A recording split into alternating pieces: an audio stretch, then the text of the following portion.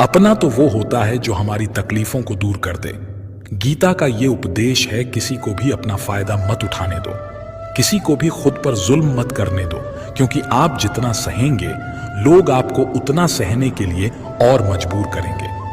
गीता का पहला अध्याय जिसका नाम अर्जुन विषाद योग है और दूसरा अध्याय जिसका नाम सांख्य योग है, इसके आरंभ में ही अर्जुन ने श्री कृष्ण के आगे अपना दुख प्रकट किया है।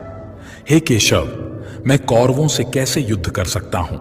ये सब तो मेरे अपने ही है। मैं कैसे पितामह भीष्म और गुरु द्रोणाचार्य से युद्ध करूंगा, क्योंकि ये दोनों तो मेरे पूजनीय हैं। इसलिए इन गुरुजनों को मारने से तो अच्छा है मैं भिक्षा मांगकर गुजारा करूं। और जिन कौरवों से मैं युद्ध करने जा रहा हूं, वो सब धृतराष्ट्र के पुत्र मेरे भाई ही हैं, मेरे अपने ही हैं।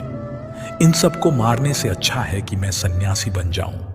तो श्री कृष्ण ने अर्जुन से कहा कि यहां कौन अपना है और कौन पराया है।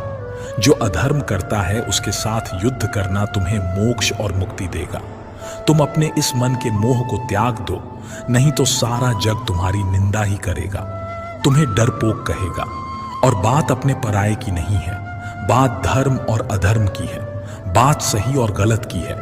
अगर तुम गलत को सहोगे, उसका अंत नहीं करोगे, तो गलत करने वाले को और बल मिलेगा, वो और भी गलत करेगा। इसलिए अपने मोह को त्याग कर तुम युद्ध करो। महाभारत की एक और कहानी भी है। जब अर्जुन के पुत्र अभिमन्यु की युद्ध में मृत्यु हो जाती है, तब अर्जुन बहुत दुखी होते हैं, रोने लगते हैं। वह श्री कृष्ण से कहने लगते हैं कि मैं यह दुख सहन नहीं कर सकता, मैं भी अपने आप को समाप्त कर लूंगा। फिर भगवान श्री कृष्ण अर्जुन को आत्माओं के लोक में लेकर गए, जहां अभिमन्यु आनंद से बैठा हुआ था, क्योंकि उसने क्षत्रियोचित व्यवहार किया, इसलिए उसे उत्तम पद की प्राप्ति हुई।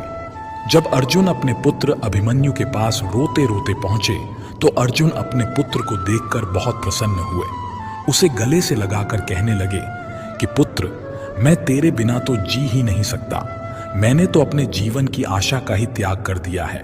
तो अभिमन्यु कहने लगा कि आप कौन हैं? अर्जुन बोले, मैं तेरा पिता हूं, तू मेरा पुत्र है अभिमन्यु। तो अभिमन्यु कहने लगा कि कौन पिता कौन पुत्र, मेरे हजारों जन्म हुए हैं, किसी जन्म में आप मेरे पिता बनते हैं और किसी जन्म में मैं आपका पिता बनता हूं। आत्मा का ना तो कोई माता होता है और ना कोई पिता होता है। जब अर्जुन ने देखा मेरा पुत्र मुझे पहचान भी नहीं रहा, तो उसका सारा मोह ही खत्म हो गया। इसलिए गीता के उपदेश को ठीक से समझ लो कि यहाँ कोई अपना पराया नहीं है। जो बुरे वक्त में, तकलीफ के वक्त में तुम्हारा साथ दे, सिर्फ वही हमारा अपना है, बाकी सब पराए हैं।